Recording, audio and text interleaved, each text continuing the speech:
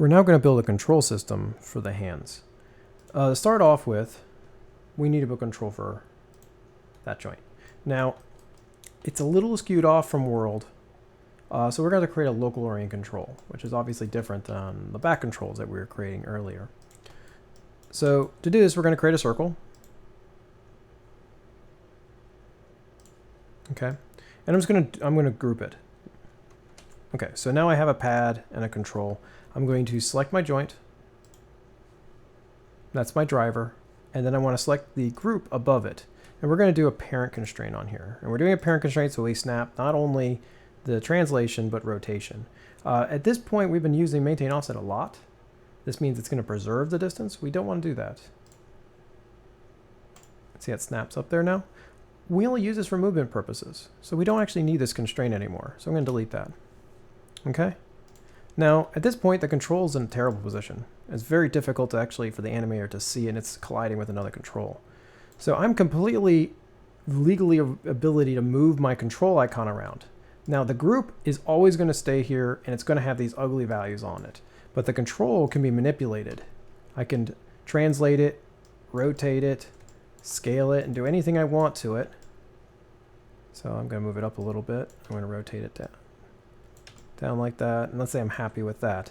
I could freeze transforms on it too, and delete history because it does have history in this case. The only thing I got to make sure is that at the end of the day, that it's frozen and the pivot points back where the original group was. So I hit D and V. Common mistake students make. For one, I should have hit my geometry because that's dangerous. A common thing is they'll actually do this on the group, or they'll freeze transforms on the group. And you don't want to do that. These values are there to preserve these clean values for my control icon. So now I'm going to call this left hand. And I'm going to say local. I normally put pad when I have pads, but this actually shows it. It's actually a local oriented pad that has values for it. And then I'm going to call my control left hand. I misspelled hand. Icon. There we go. So now this guy is ready to be connected into our system. So this is an easy process too, because we want this to dominate my hand. So if I take my driver and then driven, and in this case, they are the same orientation. So it really doesn't matter if my offset is on or off. I can hit apply here. And you'll notice that when I grab my hand and I rotate it, good. Now, the reason why I wanted to dominate the hand was because I want to control both translation and rotation.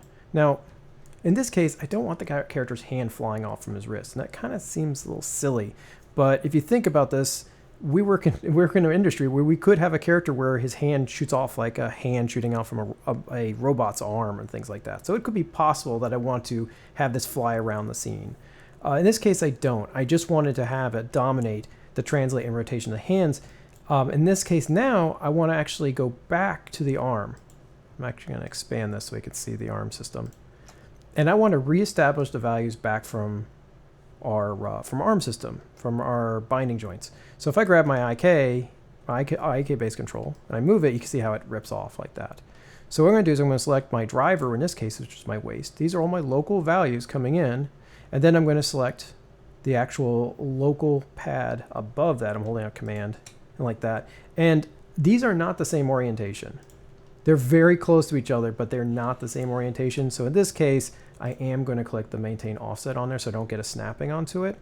Is there ways of making the ending joint on the binding joint the same orientation? Yes, there is. But in this case, they're not. So I'm going to hit apply. And now when I move, you'll see that the hand actually moves with the arm. And then the arm still connects it. The important thing to understand is I was connecting these values coming down here, reestablishing those values to the local pad above it because it's constraining this. And we're getting our values here. The animator's never going to touch this, so it's okay if there's a constraint coming into this. It would not be okay to connect it right to the hand because then that would still give you that same motion of the hand control moving with the arm, but it would actually eliminate this as something that could be animated by the animator. And remember, the joints we're not going to animate, so it's completely fine to take the hand control and manipulate the hand joint with this. So that's actually pretty much the basic system,